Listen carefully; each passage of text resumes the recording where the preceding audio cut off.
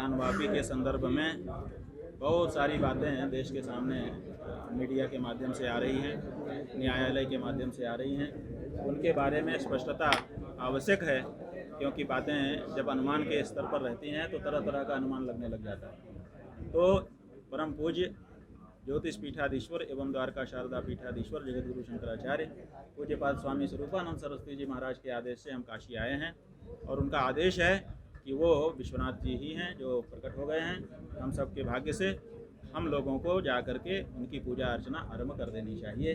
उनके आदेश से हम काशी आए हैं और आकर के हम पूजा का सामान सब जुटा रहे हैं।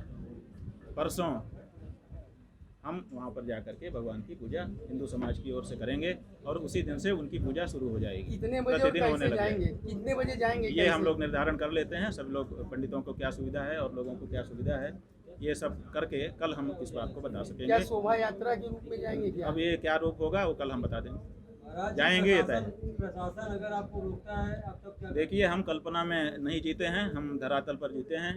प्रशासन जो करेगा, प्रशासन से हमारा कोई अदावत नहीं है, दुश्मनी नहीं है। हम प्रशासन का सहयोग करते हैं, प्रशासन हमारा सहयोग करता है। हमारे सहयोग के लिए ही सरकारें स्थापित हैं जनता के, और वो करती भी हैं। तो प्रशासन से हमारी कोई लड़ाई नहीं है, झगड़ा नहीं है। लेकिन वो क्या करेगा ये हम नहीं जानते हैं, इसलिए वो क्या करेगा तो हम क्या करेंगे ये हम नहीं कह सकते हैं। वो जो करेगा हम निर्णय लेंगे, हम शंकराचार्य जी को बताएंगे कि प्रशासन ये कह रहा है, फिर शंकराचार्य जी निर्णय कर देंगे। जो आदेश होगा उसको करेंगे हम लोग, अपने धर्माचार्य के आदेश।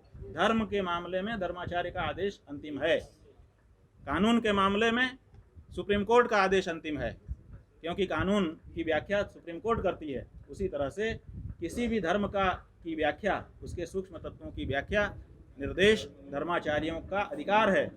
सनातन धर्म के सबसे बड़े आचार्य शंकराचार्य होते हैं, उनमें सबसे वरिष्ठ आचार्य पूज्यपाद स्वामी स्वरूपानंद सरस्वती जी महाराज हैं।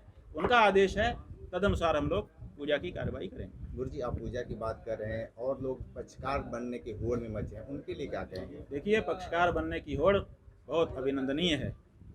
भारत का प्रत्येक सनातनी इस मुकदमे में पक्षकार होना चाहिए। होड़ लगे, हम तो चाहते हैं कि अलग से बिल्डिंग बने, अलग से ट्रक खरीदे जाएं, इनका कागज इधर से उधर ले जाने के लिए प्रमाण उपस्थित किए जाएं। ये हर सनातनी का मुद्दा है। अगर कोई सनातन धर्मी पक्षकार बनने के लिए आना चाहता है तो न्यायालयों को तत्काल उसको स्वीकार करना चाहिए, और मुकदमे को भी मेंटेनेबिलिटी पर जो बहस हो रही है ये नहीं करना चाहिए। देखिए, हम लोग 1991 के कानून का विरोध क्यों कर रहे हैं और क्यों कह रहे हैं कि सरकार को तत्काल उसको संसद में समाप्त कर देना चाहिए? इसलिए कह रहे हैं कि उस कानून में क्या कह दिया गया कि यथास्थिति 1947 की यथास्थिति बनाए रखी जाए। आप ये बताइए कि यथास्थिति माने स्टेटस को। ये जो स्टेटस को का आदेश है ये 1 करोड़ से ज़्यादा बार हो चुका होगा अपने न्यायालयों में, सब मुकदमों में लगभग होता है स्टेटस को। तो स्टेटस को कब तक के लिए होता है? जब तक वाद का निस्तारण नहीं हो जाता तब तक के लिए, कयामत तक के लिए, प्रलय तक के लिए ये यथास्थिति बना देना, ये जो मूल न्याय की भावना है उसके विपरीत है। न्याय की भावना ये है कि दूध का दूध पानी का पानी कर दिया जाए। अगर हमारे सामने मामला आएगा तो हम निर्णय कर देंगे कि क्या सही है क्या गलत है। तो अगर कोई लोग कह रहे हैं कि ये मस्जिद है, कोई लोग उसी जगह को कह रहे हैं कि ये मंदिर है, न्यायालय के सामने जा रहे हैं, तो न्यायालय ये नहीं कह सकता कि हमने कानून बना दिया कि अब कभी विचार ही नहीं होगा। यह न्याय की मूल धारणा के खिलाफ है, ये गलत है। कुछ समय के लिए आप दंगा फसाद रोकने के लिए किसी कारण से आपने लगा दिया, वो चलता है, लेकिन सदा सदा के लिए उसको कर दें ये उचित नहीं है। इसलिए आपके सामने, न्यायालय के सामने विचार के लिए कोई जाता है, आप विचार करिए, प्रमाण देखिए, तदनुसार निर्णय कर दीजिए। कौन मना करता है? इसलिए न्यायालय को चाहिए कि मेंटेनेबिलिटी पर ज़्यादा ना सुने, स्वीकार करे, स्वीकार करके तथ्य मंगाए कि आप अपने अपने तथ्य दीजिए, हम दूध का दूध पानी का पानी करते हैं, तो अच्छा है, इससे सबको संतोष होगा। हमारे प्रत्येक देवता को होती है, इसीलिए उनके सामने हम भोग की थाली रखते हैं, जल रखते हैं, और फिर उनको प्रार्थना करते हैं कि इसको स्वीकार करिए। और सुबह शाम दोपहर 3 बार उनको पूजा करते हैं, स्नान कराते हैं, चंदन लगाते हैं, श्रृंगार करते हैं, आदि आरती उतारते हैं। तो अब हमको ये अवसर ही नहीं दिया जा रहा है, और जो देवता हमारे प्राणवान हैं उन प्राणवान देवता को भोग नहीं लगाने दिया जा रहा। ये हमारे शास्त्र की स्थिति है।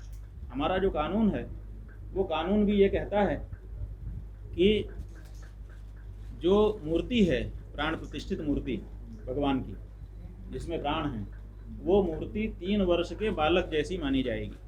जैसे 3 वर्ष का बालक स्वयं न तो नहा सकता, न तो खा सकता, न तो कपड़ा पहन सकता, न तो अपने प्रॉपर्टी की देखभाल कर सकता, उसी तरह से जो मूर्तियां हैं वो भी 3 वर्ष का बालक कानून की दृष्टि में मानी जाएंगी और उनको भोग लगाने के लिए, उनको नहलाने के लिए, उनको श्रृंगार करने के लिए, उनकी सब देखभाल करने के लिए एक व्यक्ति रखा जाएगा जिसको सेवायत, पुजारी, अर्चक या कानून की भाषा में नेक्स्ट फ्रेंड कहा जाता है।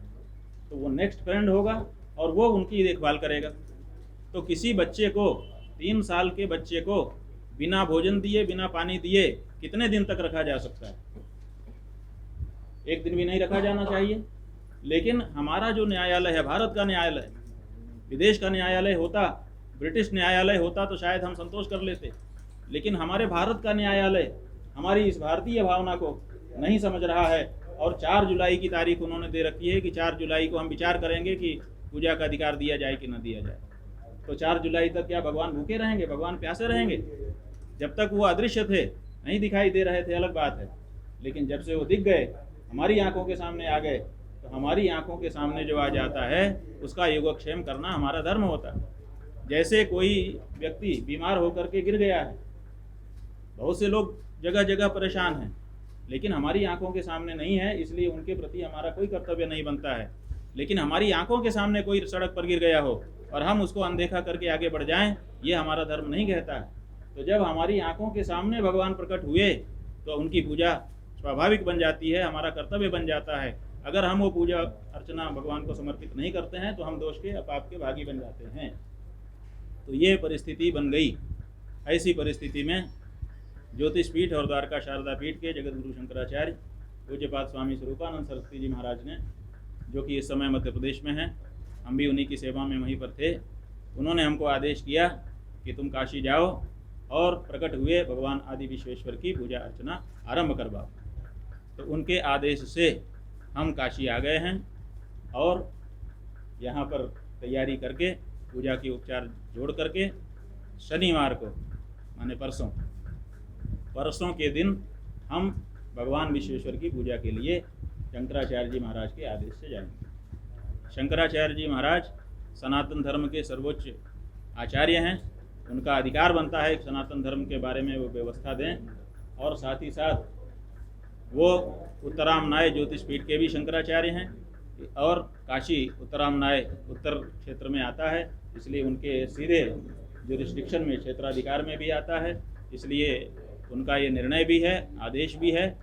तो उस आदेश का पालन किया जाएगा और भगवान आदि विश्वेश्वर जो कि प्रकट हो चुके हैं उनकी पूजा अर्चना विधि विधान से संपन्न की जाएगी और उसको निरंतर बनाए रखा जाएगा। पेश है न्यूज बकेट हिंदी मासिक पत्रिका। पढ़ें इस महीने की पूरी खबर विस्तार से हमारे न्यूज बकेट की मैगजीन में। हमारी ई मैगजीन को मुफ्त में पढ़ने के लिए अभी लॉगिन करें www.newsbucket.in पर। इसके अलावा रोज की ताज़ा खबरों के लिए हमारे YouTube चैनल को तुरंत सब्सक्राइब करें।